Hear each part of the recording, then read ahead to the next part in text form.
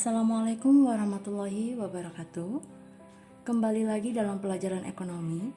Hari ini kita akan melanjutkan materi masih dalam KD yang sama. Kita akan membahas mengenai kebutuhan manusia, yang mana pokok bahasannya kita akan membahas mengenai pengertian kebutuhan, faktor yang mempengaruhi kebutuhan, jenis-jenis atau macam kebutuhan. Lalu juga kita akan membahas mengenai nilai guna barang. Kebutuhan itu dapat kita artikan sebagai sesuatu yang dibutuhkan oleh manusia untuk mempertahankan kehidupan, sehingga manusia itu bisa memperoleh kesejahteraan dalam hidupnya. Kebutuhan ini tentu berbeda dengan keinginan. Kadang-kadang kita sering tertukar konsepnya antara kebutuhan dan juga keinginan. Padahal kebutuhan itu tidak sama dengan keinginan. Kebutuhan manusia itu tidak pernah terbatas, karena manusia itu akan melakukan berbagai cara untuk memenuhi kebutuhan sehingga bisa mempertahankan kelangsungan hidupnya. Berbeda dengan keinginan. Kalau keinginan itu dia sifatnya itu kayak objektif, itu sesuai dengan selera masing-masing orang, digunakan hanya untuk memenuhi suatu hasrat tertentu atau kepuasan tertentu dan sifatnya itu mengikat. Tentunya konsep ini berbeda antara keinginan dan juga kebutuhan, sehingga memang kita harus memahami kedua konsep ini agar tidak tertukar, sehingga kita bisa lebih efektif dan juga efisien untuk mengelola anggaran yang sesuai dengan kebutuhan bukan keinginan. Di sini ada beberapa faktor yang mempengaruhi kebutuhan, sekitar 8 faktor. Dan ini akan dijelaskan satu persatu. Faktor yang pertama, itu sifat alamiah dasar manusia yang tidak pernah puas. Tadi kan di awal sudah dikatakan bahwa kebutuhan manusia itu tidak pernah terbatas, karena manusia itu akan berusaha untuk memenuhi kebutuhannya. Dan dari pemenuhan kebutuhan itu biasanya muncul kebutuhan lain yang harus dipenuhi oleh manusia, sehingga itulah yang menyebabkan mengapa kebutuhan itu tidak terbatas. Munculnya kebutuhan-kebutuhan lain itu sesuai dengan situasi dan kondisi yang dihadapi oleh manusia.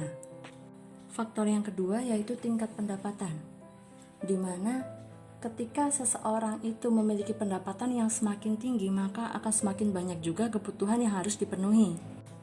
Lalu faktor yang ketiga yaitu akulturasi budaya. Budaya itu kan datang, entah itu dari budaya sendiri maupun budaya asing, yang secara tidak langsung itu akan membentuk pola perilaku dan kebiasaan yang berbeda antara individu yang satu dengan individu yang lainnya. Nah, perbedaan inilah yang akan menyebabkan perbedaan kebutuhan di setiap individu. Faktor yang keempat yaitu perdagangan internasional. Perdagangan internasional itu ada aliran barang keluar atau ke dalam, sehingga ini akan mendorong peningkatan kebutuhan hidup dari warga negara itu sendiri. Faktor yang kelima itu adalah faktor lingkungan. Lingkungan itu sebagai tempat tinggal seseorang dan tempat di mana seseorang itu melakukan interaksi, komunikasi, dan lain sebagainya untuk memenuhi kebutuhan hidupnya sesuai dengan tempat atau kondisi di mana dia itu tinggal. Nah, kita kan tinggal di Indonesia nih. Indonesia itu kan masuknya ke dalam iklim tropis, yang tentunya kebutuhan kita itu akan berbeda dengan negara yang memiliki iklim subtropis dan lain sebagainya. Bisa kita contohkan antara Indonesia dan juga dengan negara yang memiliki iklim dingin. Nah, orang Indonesia biasanya memakai pakaian yang nyaman, yang tipis, yang gak terlalu tebal, karena banyak aktivitas itu dilakukan di luar, yang mana kondisi suhunya itu kan panas.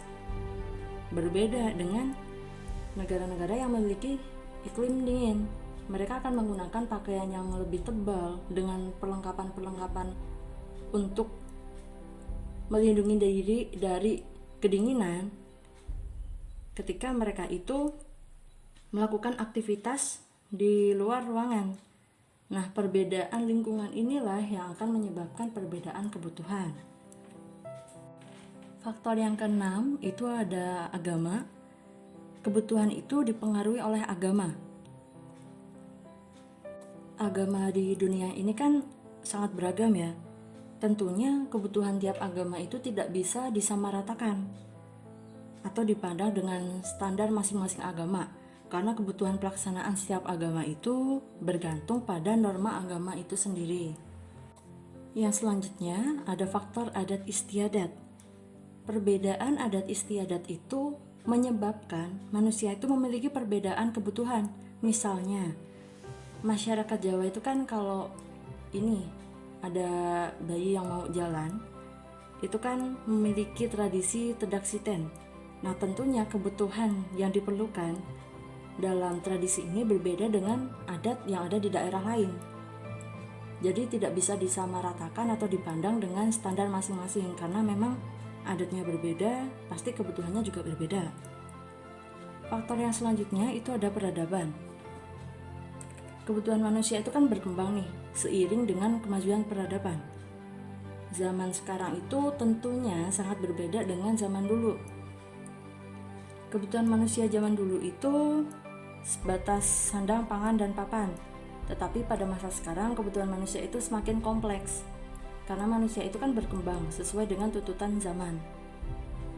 Nah, untuk kebutuhan sekarang itu masih ada kebutuhan sandang, pangan, dan papan, tetapi juga muncul kebutuhan lain, yaitu kebutuhan primer dan sekunder, seperti kita membeli sepeda motor, mobil, handphone, dan lain sebagainya.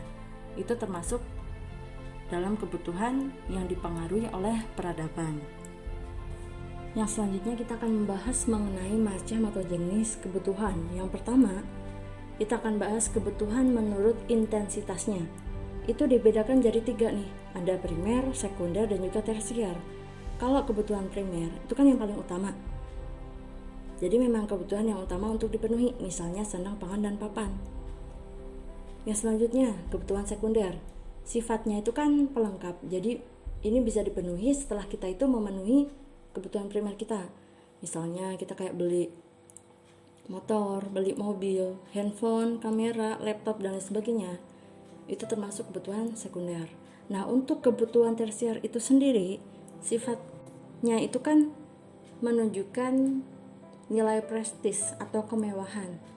Jadi bisa dipenuhi setelah kita itu memenuhi kebutuhan primer dan sekunder kita.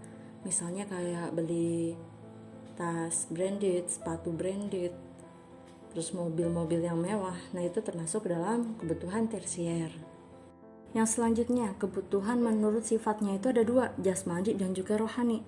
Kalau jasmani itu kebutuhan manusia yang berhubungan dengan kondisi fisik seseorang atau dengan tubuh seseorang. Misalnya kita tidur, kita olahraga, kita mengkonsumsi vitamin, itu termasuk dalam kebutuhan jasmani karena itu akan baik untuk fisik seseorang. Nah, yang selanjutnya itu ada kebutuhan rohani.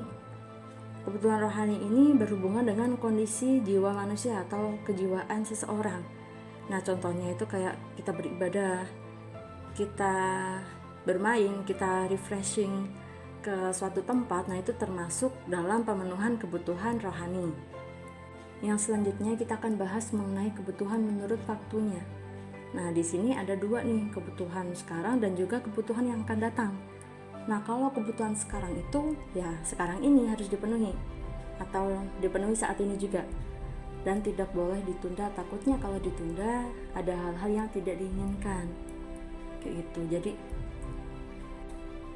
contohnya misalnya kalau kita sakit ya kita minum obat saat ini juga. Kalau misalnya kita menunda ya kita akan semakin sakit. Lalu kalau kita lapar ya kita makan, nanti kalau ditunda bisa sakit dan lain sebagainya, seperti itu ya. Nah, yang untuk kebutuhan yang akan datang ini adalah kebutuhan yang pemenuhannya itu dapat dipenuhi pada waktu yang akan datang. Misalnya kita menabung, kita memiliki asuransi, ada jaminan di hari tua, dan lain sebagainya. Itu termasuk dalam kebutuhan yang akan datang. Yang selanjutnya itu ada kebutuhan menurut pihak yang membutuhkan. Itu ada kebutuhan individu dan juga kebutuhan bersama. Nah, kalau kebutuhan individu itu adalah kebutuhan yang memang dibutuhkan oleh seseorang dan sifatnya itu kan pribadi. Jadi kita tidak bisa memaksakan kebutuhan orang lain atau orang satu dengan orang yang lainnya, kayak gitu. Nah, di sini contohnya itu kalau misalnya kita jadi guru, berarti kan kita kayak butuh buku, laptop, LCD untuk mendukung pembelajaran. Nah, kalau kita jadi seorang chef, kita butuh alat masak.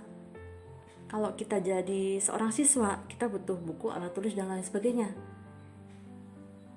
Kan nggak mungkin kalau misalnya chef itu kan juru masak, kita kasih LCD proyektor, ya kan nggak akan jalan. Jadi memang harus disesuaikan dengan kebutuhan atau sesuatu yang dibutuhkan oleh seorang itu secara pribadi. Lalu kebutuhan bersama itu digunakan untuk memenuhi kebutuhan orang banyak, misalnya kayak rumah sakit, jalanan umum, terminal, tempat ibadah, dan lain sebagainya. Nah, di sini ada piramida yang dituliskan oleh Abraham Maslow. Beliau ini membagi kebutuhan menjadi beberapa jenis. Yang pertama, kebutuhan fisiologis. Nah, di sini kebutuhan fisiologis itu berhubungan dengan kebutuhan biologis manusia untuk memenuhi kebutuhan jasmaniah individu. Misalnya kayak pakaian, olahraga, istirahat, rekreasi, dan sebagainya.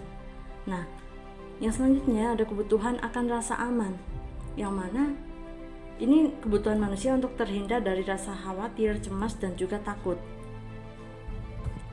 Yang ketiga yaitu ada kebutuhan sosial yang berkaitan dengan interaksi dengan orang lain tanpa membedakan suku, agama, ras, dan lain sebagainya. Yang selanjutnya ada kebutuhan akan penghargaan, yang mana itu merupakan kebutuhan manusia untuk dihargai dan juga menghargai orang lain. Yang selanjutnya ada kebutuhan aktualisasi diri, yang mana ini merupakan kebutuhan manusia untuk mengembangkan potensi yang ada dalam diri individu, sehingga individu itu bisa diberikan kebebasan untuk mengeksplor keahlian, kebebasan berpendapat, bebas untuk menyalurkan minat dan bakat, yang lain sebagainya, sebagai upgrading dari diri seseorang, seperti itu. Untuk materi selanjutnya, kita akan membahas mengenai alat pemenuh kebutuhan dan juga nilai guna suatu barang. Tunggu di part 2 ya. Terima kasih.